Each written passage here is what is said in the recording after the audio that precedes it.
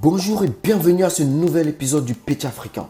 Dites-moi, vous connaissez sûrement quelqu'un dans votre entourage qui n'a pas l'air spécialement très intelligent, mais quand il s'agit de soutirer de l'argent aux gens ou de les escroquer, le gars c'est un génie. Cela dit, ça me fait penser au jour où j'ai échangé mon téléphone portable contre un stylo à billes bleues et rouges. Je ne sais vraiment pas où j'avais la tête en ce moment-là, mais je suis sûr d'une chose, c'est que le type, il a vraiment réussi à me convaincre. Bon, assez parlé. Voyons ensemble le top 5 des plus grands escrocs de tous les temps.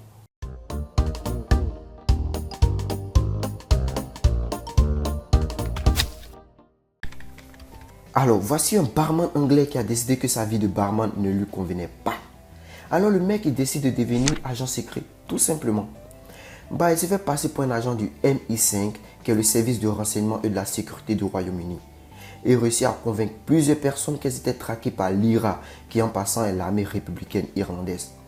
Pris de peur et terrifiés, ces victimes vivaient recluses et restaient enfermées chez elles des semaines, voire même des mois, refusaient tout contact avec la police de peur que ce soit des agents doubles. Et ainsi, Robin n'avait plus de mal à estoquer de l'argent à ses victimes, soi-disant pour les protéger. Il fut arrêté en 2002 par le FBI. Alors lui, c'est un Français qui a décidé d'exercer son arnaque non pas en France, mais aux États-Unis. Comme dirait un bon vieux proverbe africain, on ne chie pas là où l'on dort. Christophe Rocancourt est aussi connu sous le nom de l'arnaqueur des stars. Dans sa liste de victimes, on retrouve notamment notre cher acteur Jean-Claude Van Damme, à qui il a promis la production de son prochain film. Le mec, il voyage en jet privé sans dépenser un seul sou, dort dans la suite de Pretty Woman et arnaque même certains trafiquants de drogue. En 2000, il est arrêté et purge une peine de 5 ans de prison, puis retourne en France en 2005 où il est accueilli en véritable star. Il se met même en couple avec Sonia Rolland, qui est l'ex-Miss France avec qui ils ont un enfant. On pensait tous que l'arnaque et Christophe c'était fini, mais en 2008, il arnaque la réalisatrice Catherine Breillat de 650 000 euros.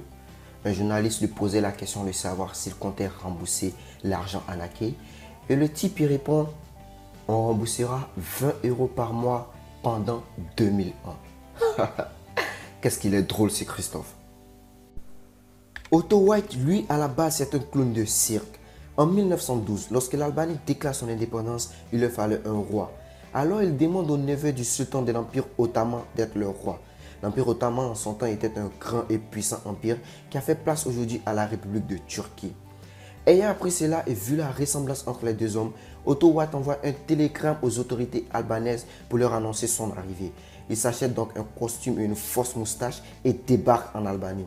Son premier discours qu'il a fait était de déclarer la guerre au Monténégro. Le gars n'était pas là pour s'amuser.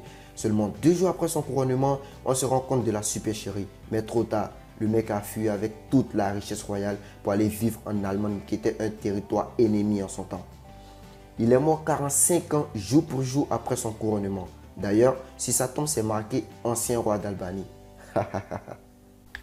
Alors lui, c'est la légende vivante de l'escroquerie. 65 milliards de dollars escroqués.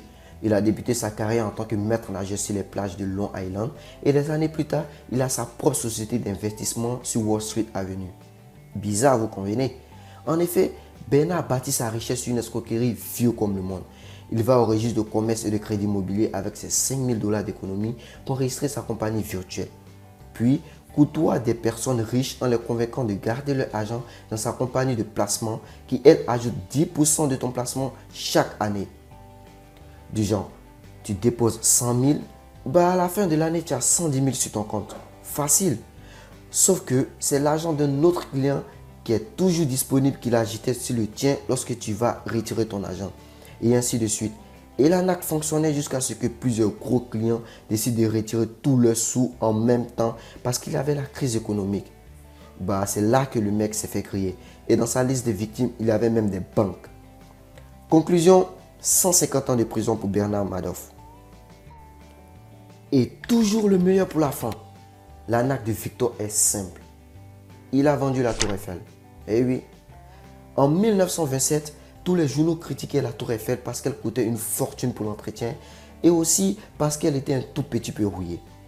Victor envoie donc une invitation aux 5 plus grands ferrailleurs de Paris et se rend à ce rendez-vous avec une limousine qu'il a louée, tout ça pour sortir le grand jeu, puis il les explique que la Tour Eiffel est vendue aux enchères.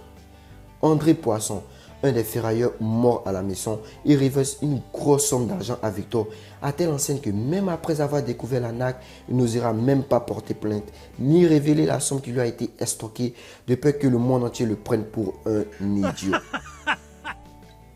Nous voici donc à la fin de cette vidéo.